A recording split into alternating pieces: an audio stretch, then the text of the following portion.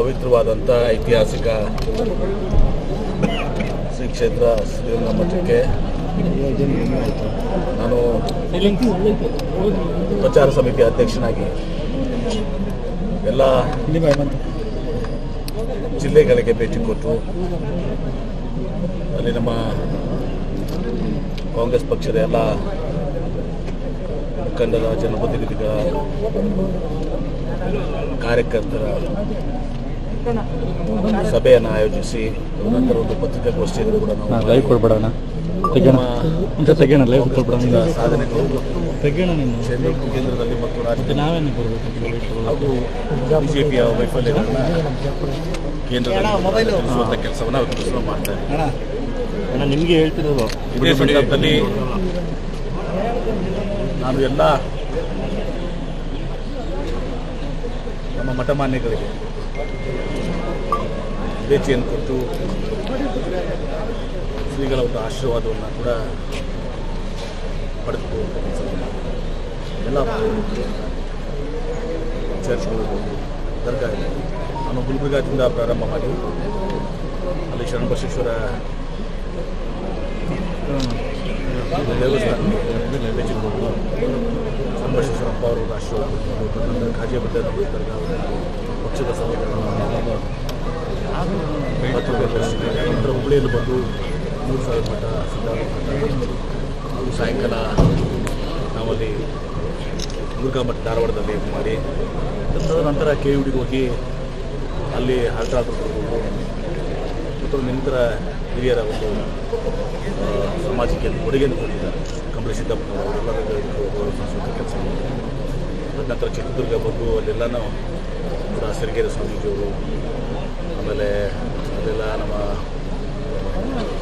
ಹರಿಹರ ಸ್ವಾಮೀಜಿಯವರು ಬಂದಮೇಲೆ ಮುರುಘಾ ಮಠಕ್ಕೆ ಅಲ್ಲಿ ಗೋವಿ ಮಠಕ್ಕೆ ಮಾದಾರ್ಚನ ಮಠಕ್ಕೆ ವಾಲ್ಮೀಕಿ ಮಠಕ್ಕೆ ಕಾಗಿನೆಲೆ ಶ್ರೀಗಳನ್ನು ಎಲ್ಲ ವರ್ಗದ ಮಕ್ಕಳ ಆಶೀರ್ವಾದ ಕೆಲಸ ಇವತ್ತು ತುಮಕೂರಿನಲ್ಲಿ ಒಂದು ಪಕ್ಷದ ಎಲ್ಲ ನಾಯಕರ ಮತ್ತು ಶಾಸಕರು ಮಾಜಿ ಶಾಸಕರು ಪಕ್ಷದ ಪದಾಧಿಕಾರಿಗಳು ಹಾಗೂ ಕಾರ್ಯಕರ್ತರು ಸಭೆಯನ್ನು ಈ ಸಂದರ್ಭದಲ್ಲಿ ಇದು ಐತಿಹಾಸಿಕ ಶ್ರೀರಂಗ ಶ್ರೀಗಳು ವಿಶೇಷವಾಗಿ ಶಿವಕುಮಾರ ಮಹಾಸ್ವಾಮೀಜಿಯವರು ಜಗತ್ತಿಗೆ ಇವನು ಬಸವಾದಿ ಶರಣರು ಕಾಯಕ ಮತ್ತು ದಾಸೋಹದ ಒಂದು ಕಲ್ಪನೆಯನ್ನು ಕೊಟ್ಟಿದ್ದಾರೆ.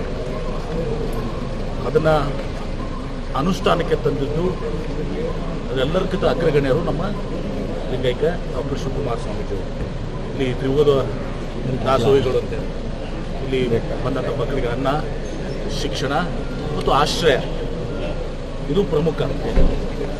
ಯಾಕಂದರೆ ಬದುಕನ್ನು ಕಟ್ಟಿಕೊಡುವಂಥ ಕೆಲಸವನ್ನು ಭಾಳ ಶ್ರೇಷ್ಠವಾದಂಥ ಕೊಡುಗೆ. ಹೀಗಾಗಿ ಇಲ್ಲಿ ಬಂದು ನಾನು ಗದಿಗೆ ಒಂದು ಆಶೀರ್ವಾದ ಕೂಡ ಮಾಡಿದ್ದೇವೆ. ಇವತ್ತು ಸಿದ್ಧಲಿಂಗ ಮಹಾಸ್ವಾಮಿಗಳು ಕೂಡ ನಮ್ಮ ಮೇಲೆ ಒಂದು ವಿಶೇಷ ರೀತಿಯಲ್ಲಿ ಮಾಡಿದ್ದಾರೆ. ಅವರು ಹೋಗಿ ಆಶೀರ್ವಾದ ಪಡ್ಕೊಂಡು ಈಗ ನಮ್ಮ ಪಕ್ಷದ ಕಾರ್ಯಕ್ರಮ ಮುರುಘಾ ಮಠಕ್ಕೆ ರಾಹುಲ್ ಗಾಂಧಿ ಅವರು ಭೇಟಿ ಕೊಟ್ಟಿದ್ದಾರೆ ಲಿಂಗದೀಕ್ಷೆಯಲ್ಲಿ. ಅದರ ಏನು ವಿರುದ್ಧವಾಗಿ ಏನಾದರೂ ಬಿಜೆಪಿ ಅವರು ಚಿತ್ರದುರ್ಗ ಮಠ ಮುರುಘಾ ಮಠ ಭಾಳ ಐತಿಹಾಸಿಕ ಮಠ. ನಮ್ಗೆ ತಿಳಿದಿರಲಿ ಅತ್ಯಂತ ಪುರಾತನ ಮಠ. ಒಂದು ಸಂದರ್ಭದಲ್ಲಿ 5,000 ಮಠಗಳು, ವಿರಕ್ತ ಮಠಗಳು ಬ್ರಾಂಚನ್ನು ಹೊಂದಿದಂಥ. ಹೀಗಾಗಿ ಅಲ್ಲಿ ಯಾರು ಇರ್ತಾರೆ ಬಿಡ್ತಾರೆ ಅಂತ ಪ್ರಮುಖವಾಗಿಲ್ಲ. ಇವತ್ತು ಕೂಡ ನಾಳೆ ನಾವು ಚಿತ್ರದುರ್ಗ ಹೋದರೆ ನಾನು ಮುರುಘಾ ಮಠಕ್ಕೆ ಹೋಗ್ತೀವಿ, ಗದಿಗೆಯಲ್ಲಿ ಆಶೀರ್ವಾದ ಕೊಡ್ತೇವೆ. ಜಯದೇವ ಸ್ವಾಮಿಗಳು ಒಳ್ಳೆ ಭಾಳ ದೊಡ್ಡ ಕೊಡುಗೆಯನ್ನು ಕೊಡ್ತಾರೆ. ಈಗ ರಾಹುಲ್ ಗಾಂಧಿ ಅವ್ರದ್ದೇನು ತಪ್ಪಿದೆ. ರಾಹುಲ್ ಗಾಂಧಿ ಅವ್ರ ಮೇಲೆ ನಾನು ಹೋಗಿದ್ದೇನೆ, ನಂತರ ನಾನು ಹೋಗಿದ್ದೇನೆ. ಕೇಳಿ ರಾಹುಲ್ ಗಾಂಧಿ ಅವರು ಮೊದಲು ಮಠಕ್ಕೆ ಭೇಟಿಯಾಗಿ ಆಶೀರ್ವಾದ ಲಿಂಗದೀಕ್ಷೆ ಕೊಟ್ಟಿದ್ದು ಸ್ವಾಮಿಗಳು. ಹಾಗಾಗಿ ಸ್ವಾಮಿಗಳ ಮೇಲೆ ಬಿಜೆಪಿಯವರು ಏನಾದರೂ ದ್ವೇಷ ಎಲ್ಲರೂ ಹೋಗಿದ್ದಾರೆ. ಅಲ್ಲಿ ಯಾರು ಹೋಗಿಲ್ಲ. ಚಿತ್ರದುರ್ಗ ಮಠಕ್ಕೆ ಎಲ್ಲ ಒಂದು ನಿಮಿಷ ನಾನು ಕಂಪ್ಲೀಟ್ ಮಾಡ್ತೀನಿ. ಅಲ್ಲಿ ಆ ಮಠಕ್ಕೆ ಯಾರು ಹೋಗೋದು ಮುಂದೇನೂ ಕೂಡ. ನಾಳೆ ನಾನು ಚಿತ್ರದುರ್ಗ ಹೋದರೆ ನಮ್ಮ ಮಠಕ್ಕೆ ಹೋಗ್ತೀನಿ. ನಾನು ಗದಿಗೆ ಆಶೀರ್ವಾದ ಕೊಡ್ತೀನಿ. ಎಲ್ಲ ಪಕ್ಷದವರು, ಯಡಿಯೂರಪ್ಪನವ್ರು ಒಳಗೊಂಡು, ಅಮಿತ್ ಶಾ ಅವರು ಒಳಗೊಂಡು, ರಾಹುಲ್ ಗಾಂಧಿ ಅವರು ಒಳಗೊಂಡು. ರಾಹುಲ್ ಗಾಂಧಿ ಅವ್ರ ನಂತರ ಮೊನ್ನೆ ನಾನು ಚಿತ್ರದುರ್ಗ ಹೋದಾಗ ಅಲ್ಲಿ ಹೋಗಿದ್ದೀನಿ. ನಾನು ಅಲ್ಲೇ ವಾಸ್ತವವನ್ನು ಕೂಡ ಅಲ್ಲೇ ಮಾಡ್ತೀನಿ ಮಠದಲ್ಲಿ. ಹೀಗಾಗಿ ಈಗ ಆ ವಿಚಾರದಲ್ಲಿ ಏನು ಪ್ರಕರಣ ನಡೀತಾ ಇದೆ. ಸ್ವಾಮೀಜಿಯವರ ಪ್ರಕರಣ ಉದ್ಘೋಷಣೆ ನಡೀತಿದೆ. ಈಗಾಗಲೇ ಕೋರ್ಟ್ನಲ್ಲಿ ತನಿಖೆ ನಡೀತಾ ಇದೆ. ಸಬ್ಜುಡಿಸ್ ಇದು ಸಬ್ಜುಡಿಸ್. ನಾನು ಎಷ್ಟೇ ಹೇಳುವಂಥದ್ದು, ಅಲ್ಲಿ ತನಿಖೆ ಆಗಿ ಸತ್ಯ ಬರ್ತದೆ. ಯಾರಿಗೆ ಅನ್ಯಾಯ ಆಗಿದೆ ಅವ್ರಿಗೆ ನ್ಯಾಯ ಸಿಗುವಂಥದ್ದು ಆಗಬೇಕು. ತಪ್ಪಿಸ್ತರು ಯಾರೇ ಅವ್ರ ಮೇಲೆ ಕ್ರಮ. ನ್ಯಾಯಾಂಗ ತನಿಖೆಯಿಂದ ಅವನು ಆದನಲ್ಲ ಅವರು ಹೋಗ್ತಾರೆ. ಅದು ತನಿಖೆ ನಂತರ ಸತ್ಯ ಗೊತ್ತಾಗುತ್ತೆ. ನೋಡಿ ಸುಮ್ಮನೆ ಇದಕ್ಕೆ ರಾಜಕೀಯ ಬರ್ಸೋದು ಪ್ಲೀಸ್. ಈಗ ನಿಮ್ಮ ಇವರು ಮಾಜಿ ಸಂಸದರು ಮುದ್ದನ್ಮೇಗೌಡರು ರಾಜೀನಾಮೆ ಕೊಟ್ಟಾರ. ಅದೀಗ ನಾನು ಮಾಧ್ಯಮದಲ್ಲಿ ನೋಡಿದ್ದೀನಿ. ಈ ಬಗ್ಗೆ ನಮ್ಮ ಪಕ್ಷದ ಎಲ್ಲ ಹಿರಿಯ ನಾಯಕರು, ಈಗ ಇಲ್ಲಿ ಡಾಕ್ಟರ್ ಪರಮೇಶ್ವರ್ ಅವರು ಇದ್ದಾರೆ, ಆಮೇಲೆ ಜಯಚಂದ್ರ ಅವರು ಇದ್ದಾರೆ, ರಾಜಣ್ಣ ಅವರು ಇದ್ದಾರೆ, ತಡೆವಾಗಿಲ್ಲಿ ಅವರು, ಮತ್ತು KPCC ಅಧ್ಯಕ್ಷರು DK ಶಿವಕುಮಾರ್ ಅವರು, ಸಿದ್ದರಾಮಯ್ಯನವರು, ಮತ್ತು ನಮ್ಮ AICC ಜನರಲ್ ಸೆಕ್ರೆಟರಿ ಗುಂಜಾವಾಲ ಅವರು, ಖರ್ಗೆ ಅವರು ಎಲ್ಲರೂ ಕೂಡಿ ಆ ಬಗ್ಗೆ ನಾವು ವಿಚಾರ ಮಾಡ್ತೀವಿ. ಅವರ ಮುದ್ದನ್ಮೇಗೌಡರ ಒಂದು ಏನೋ ರಾಜೀನಾಮೆ ಕೊಟ್ಟಿದ್ದಾರೆ. ಆ ಬಗ್ಗೆ ಅವ್ರು ಮನವೊಲಿಸುವಂಥದ್ದಾಗಲಿ ಅದ್ರ ಮುಂದೆ ಏನು ಮಾಡಬೇಕು ನೋಡಿ. ಇನ್ನೂ ಅವ್ರು ಬೇರೆ ಪಕ್ಷ ಸೇರಿಲ್ಲ,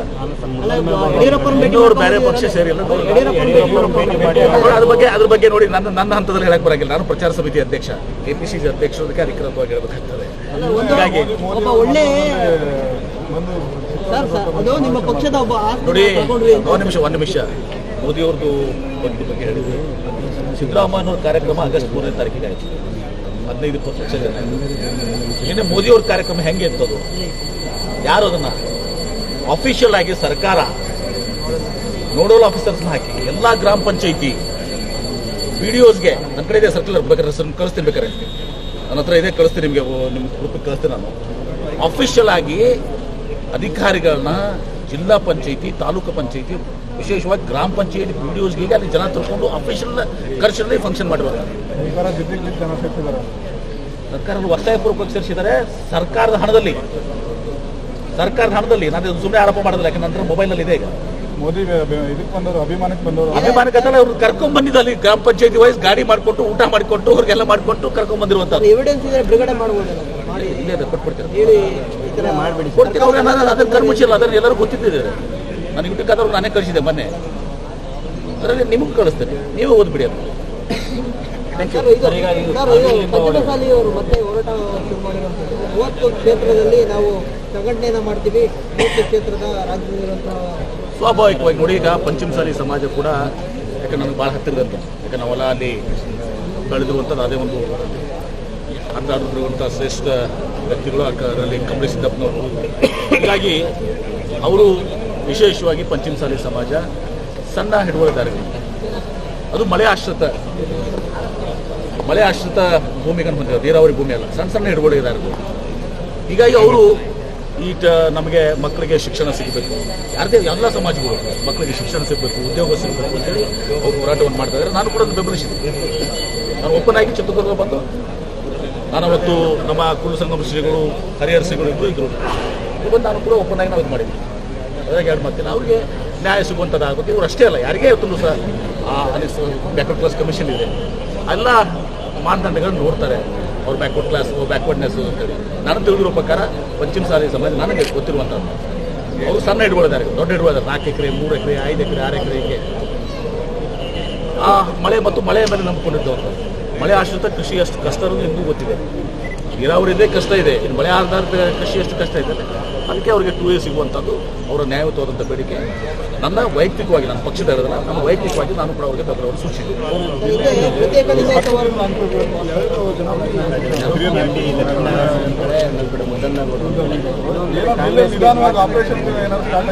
ನೋಡಿ, ಕಾಂಗ್ರೆಸ್ ಪಕ್ಷ ಬಹಳ ಪ್ರತಿಷ್ಠೆ. ಇವತ್ತು ರಾಜ್ಯದಲ್ಲಿ BJP ವಿರೋಧ ಅಲ್ಲೇ ಇದೆ, ತತ್ತರಿಸೋಗಿದೆ. ಅದಕ್ಕೆ ಯಡಿಯೂರಪ್ಪನವ್ರನ್ನ ರಕ್ಷಣೆ ಮಾಡಲಿ ಅಂತೇಳಿ ಅವ್ರನ್ನ ಮೇಲೆ ಹೋಗಿ ಎಲೆಕ್ಷನ್ ಕಮಿಟಿಯಲ್ಲಿ ಇನ್ನೊಂದು ಪಾರ್ಲಿಮೆಂಟ್ ತಗೊಂಡು ಹಾಕಿದ್ರು. ಹೀಗಾಗಿ ಜನ ಬೆಸತ್ತು ಹೋಗಿದ್ದಾರೆ. 40% ಭ್ರಷ್ಟಾಚಾರ, ಉದ್ಯೋಗ ಇಲ್ಲ, ಬೆಲೆ ಏರಿಕೆ, GST 1-2. ಹೀಗಾಗಿ ನಾವು ನಿಶ್ಚಿತವಾಗಿ ಅಧಿಕಾರ ಬರ್ತೀವಿ. ಅಲ್ಲ ಸರ್, ಇಬ್ಬರು ಯಾರು ಹೋಗ್ತಾರೆ ಬರ್ತಾರೆ ಅಂತ ನಾವು ಹೋದ್ಮೇಲೆ ಅಲ್ಲ ಸರ್, ನೋಡಿ ನಾನು ಎಲ್ಲಿವರೆಗೆ ನಾನು ಹೇಳ್ತಲ್ಲ ಮುದ್ದವನ್ನು ಬಿಡಬೇಕು ಹೇಳಿದ್ರಲ್ಲ KPC ಅಧ್ಯಕ್ಷರ ಬಗ್ಗೆ ಹೇಳ್ತಾರೆ, ಸಿದ್ದರಾಮಯ್ಯ ಬಗ್ಗೆ ಹೇಳ್ತಾರೆ. ಯಾಕಂದ್ರೆ ಇನ್ನೂ ಅವರು ಬೇರೆ ಪಕ್ಷ ಸೇರಿದ ಮೇಲೆ ಕಮೆಂಟ್ ಮಾಡುವುದು ಅದು ನಾವು ಸೇರೋಕ್ಕಿಂತ ಮುಂಚೆ ಹೇಳುವಂಥ ತಪ್ಪಾಗ್ತದೆ. ಸರ್, ಯಡಿಯೂರಪ್ಪ ಅವ್ರಿಗೆ ಬಿಜೆಪಿಯವರು ಸ್ಥಾನ ಕೊಟ್ಟಿದ್ದು ಎಲ್ಲೋ ಒಂದು ಕಡೆ ವರ್ಕೌಟ್ ಆಗುತ್ತೆ ಅವ್ರಿಗೆ. ಯಡಿಯೂರಪ್ಪನ ಮುಖ್ಯಮಂತ್ರಿ ಮಾಡ್ತಾರೆ, ಅಲ್ಲ ಅವ್ರನ್ನ ಮುಖ್ಯಮಂತ್ರಿ ಮಾಡ್ತಾರೆ. ಒಬ್ಬೊಬ್ಬರು ನಾನು ಹೇಳ್ತೇನೆ, ಒಬ್ಬರಿಗೆ ಹೇಳ್ತೇನೆ, ಯಡಿಯೂರಪ್ಪನವ್ರು ಮುಖ್ಯಮಂತ್ರಿ ಅಂತ ಮಾಡಿದಾರೆ. ಅವ್ರನ್ನ 75 ವರ್ಷ ಆಯ್ತು ತೆಗೆದ್ರು. ಜನಕ್ಕೆ ಅರ್ಥ ಆಗೋದಿಲ್ಲ. ಅವ್ರನ್ನ ಪೂರ್ಣ ಟರ್ಮ್ ಮಾಡಕ್ಕೆ ಬಿಡಲಿಲ್ಲ. ಈಗ ಪ್ರೀತಿನ ಯಡಿಯೂರಪ್ಪನ ಮೇಲೆ ಈಗ ಆಯ್ತು. ಅಷ್ಟು ನಿಜವಾಗಿ ಕಾಳಜಿ ಇದ್ರೆ ಯಡಿಯೂರಪ್ಪನವರು ಮುಖ್ಯಮಂತ್ರಿ ಅಭ್ಯರ್ಥಿ ಅಂತ ಘೋಷಣೆ ಮಾಡ್ತಾರೆ. ಅದು ಈಗಲೇ ಮುಖ್ಯಮಂತ್ರಿ ಮಾಡಲಿ. ಮುಖ್ಯಮಂತ್ರಿ ಬದಲಾವಣೆ ಸುದ್ದಿ ಬರ್ತಾ ಇದೆ ಈಗ ಅವ್ರನ್ನೇ ಮಾಡಿಬಿಡ್ಲಿ. ನೋಡು, ಅವ್ರನ್ನ ಪ್ರೀತಿ ಇದ್ರೆ ಅಥವಾ ಮುಖ್ಯಮಂತ್ರಿ ಅಭ್ಯರ್ಥಿ ಅಂತ ಘೋಷಣೆ ಮಾಡಲಿ. ಹೀಗಾಗಿ ಜನ ಏನು ದಡ್ರಿಲ್ಲ, ಜನ ತಿಳ್ಕೋತಾರೆ. ಯಡಿಯೂರಪ್ಪನವ್ರ ಬಗ್ಗೆ ಅಪಾರವಾದಂಥ ಗೌರವ ನನಗೂ ಇದೆ. ನಾನು ಯಾವಾಗಲೂ ಕೂಡ ಇದ್ದೀನಿ. ಅವ್ರನ್ನ ಇದು ಮಾಡಿದಾಗ ಸಹ ನಾನು ಅವ್ರಿಗೆ ಪ್ಯಾನಲ್ ಈಗಲೂ ಕೂಡ ಅದೇ ಮಾತಾಡ್ತೇನೆ. ಅದೇ ಇಲ್ಲಿ ಉಪಯೋಗಿಸ್ತಾ ಇದ್ದಾರೆ. ಅವ್ರು ಉಪೇಕ್ಷಿಸಿ ತಾವೇನು ಕೆಳಮಟ್ಟಕ್ಕೆ ಕುಸಿದು ಬಿದ್ದಿದ್ದಾರೆ, ಅವರ ಸಹಾಯದಿಂದ ಮೇಲೆತ್ತುವಂಥ ಕೆಲಸ ನಡೀತಾ ಇದೆ ಅಷ್ಟೇ. ಹೀಗಾಗಿ ಜನ ದಡ್ರಿಲ್ಲ. ಮುಖ್ಯಮಂತ್ರಿ ಅಭ್ಯರ್ಥಿ